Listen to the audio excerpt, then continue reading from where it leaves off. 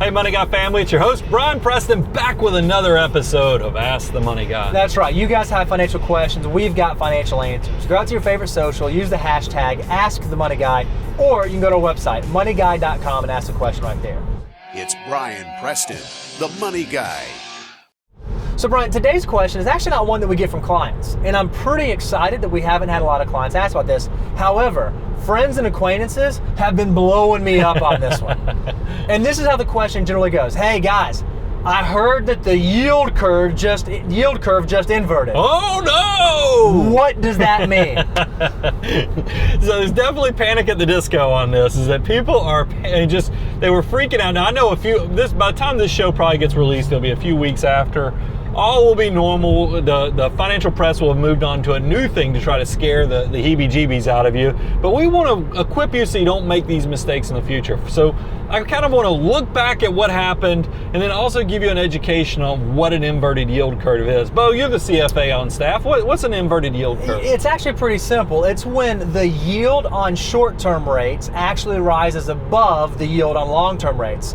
And that just, it defies common wisdom. That's not what it's supposed to work. If you lock up your money longer, you should get a higher rate of return than if you lock up shorter. Well, when it inverts, the short end of the curve is actually higher than the long end of the curve. That's all that it means. So the headlines that you're seeing out there is that 7 of the last recessions have been called by an inverted yield curve since 1960. That's what you hear. Now, what they don't tell you is there's actually been, I believe, non-inverted yield curves, because there have been 2 other cases where the yield curve inversion did not lead to a recession. One of them was in 1998. I think another one was like 1967. So those things come into play too. So, and you do the math, 2 over 9, that means 22% of the time this factor is actually wrong. That's right. But then let's go ahead and focus in on what actually happened this time. First of all, the inversion that occurred on August 14th, it was a Wednesday, it's not like there was some shock and awe moment where rates took a nosedive and one went up, one went down.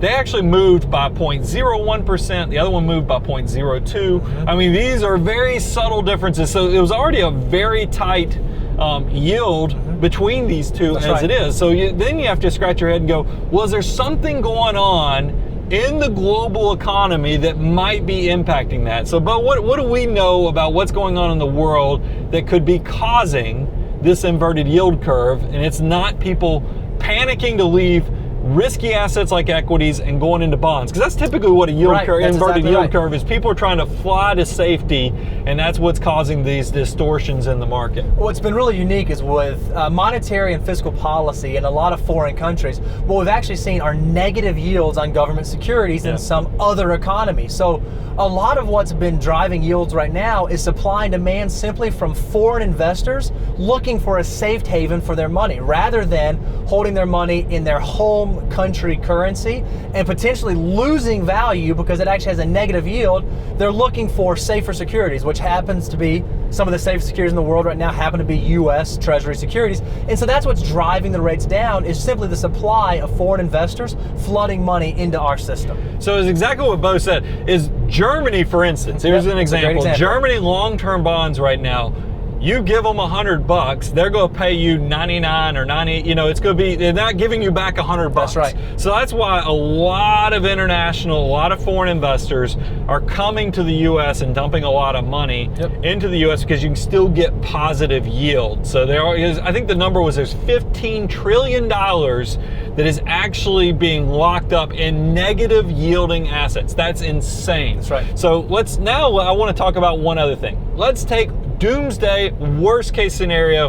This is truly an inverted yield curve that it is calling a recession. So what does that mean? Historically, it means between the next 14 to 18 months. That's right. It's not next week. It's not a month from now. It's 14 to 18 months from now, we potentially could have a recession. So it's not even a year out. Right. And by the way, here's the rest of that.